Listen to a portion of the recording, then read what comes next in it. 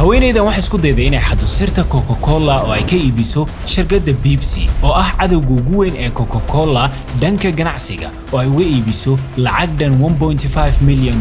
laakiin ma aysan ogeyn inay ku dhacayso dabinka FBI-da. magaceedu waa Joya, waxay ahayd xoghaynta agaasimaha shirkadda caalamiga ah ee Coca-Cola. waxay dareentay inaan la qadarin, mushaarkeeduna uu yar yahay, markaasay go'aansatay inay aargudato. Joya waxay bilowday inay xaddo dokumentiyada sirta ah ee cabitaanka, qorshayaasha suuqgeynta iyo sembaliska badeecooyinka cusub. waxay u baahatay dhexdhexaadiye si aan iyada loo ogaan. markaasay la xiriirtay Edmond oo ahaa nin hore u soo maray xabsi iyo saaxiibkiisa Ibrahim. waxay bilaabeen hawshii. waxay warqad u direen madaxweyne ku-xigeenka Pepsi iyagoo u soo bandhigay sirta ay hayaan. laakiin Pepsi waxa ay samaysay wax aan la filayn. waxay wax walba u sheegeen Coca-Cola in la rabo in sirtoodii la iibiyo. Coca-Colana waxay arrintii u gudbiyeen FBI-da. FBI-da waxay dejisay dabin weyn. sirdoon qarsoon ayaa iska dhigay maamulo ka tirsan Pepsi si loo caddeeyo in heshiisku dhab yahay loona helo caddeymo rasmi ah. Coca-Cola ma oga qofka raba inuu sirtooda iibiyo, sidaa darteed waxay kaamirooyin ku xireen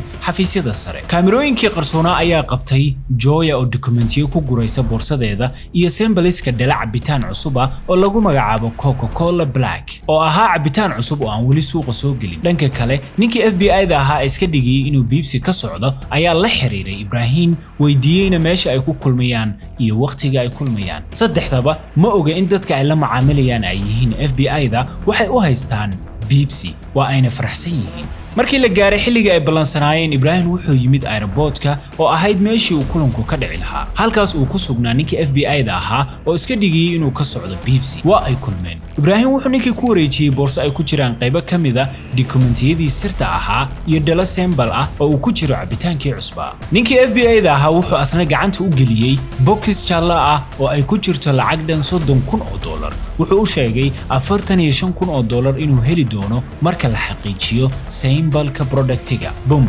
Edmond ayaa ku sugayay banaanka Ibrahim si uu qaado. markuu u yimid wuxuu ku yiri, "Wow, waa inoo dhacatay. waxaa noo wadaa $30,000." kadib FBI-da ayaa bilowday inay dabagal toosa ku samayso iyo inay sidoo kale duubaan dhammaan wicitaanada dhex maray Joy, Edmond iyo Ibrahim. sidoo kale waxay heleen fiidiyoyaal ay duubtay kaamirada qarsoon oo fara badan oo Joya ku saabsan. Ibrahim ayaa email u diray ninkii FBI-da ahaa oo u sheegay inuu hayo siro kale oo fara badan oo Coca-Cola ah. ninkii ayaa ugu jawaabay, "Wow, waa u baahanahay." waxayna bilaabeen inay ka wada hadlaan qiimaha. waxay isku balansadeen kulan. isbuuc yar ka bacdi waxa la gaaray xilliga ay kulmi lahaayeen. Edmond ayaa gaari ku soo qaaday Ibrahim wuxuuna keenay Marriott Hotel, makhaayad ku dhex taal, halkaas oo ay ku ballameen ninkii FBI-da ahaa. Ibrahim ayaa gudaha u galay makhaayadda halka Edmond uu gaariga ku dhex sugayay. waa ay wada fariisteen ninkii FBI-da ahaa iyo Ibrahim, waxayna bilaabeen wada hadal xagga qiimaha ah. waxayna isku afgarteen lacag dhan $1.5 milyan.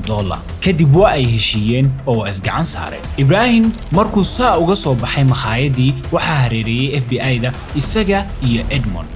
Ibrahim waa la xiray, Edmond waa la xiray, sidoo kale Joya ayaa iyadana waxa lagu xiray bartii ay ku sugneed. qofkan waa Joya, qofkan waa Ibrahim, laakiin Edmond sawirkiisa kuma jiro online-ka. saddexdaba waxa la saaray maxkamad. Joya waxa lagu xukumay 8 sano xabsiya, halka 5 sano lagu xukumay Ibrahim. Edmond waxa la sheegaa inaan lagu xukumin wax xabsiya maadaama uu ku markhaati furay labadii kale. sidoo kale waxa la sheegaa in lagu xukumay 2 sano.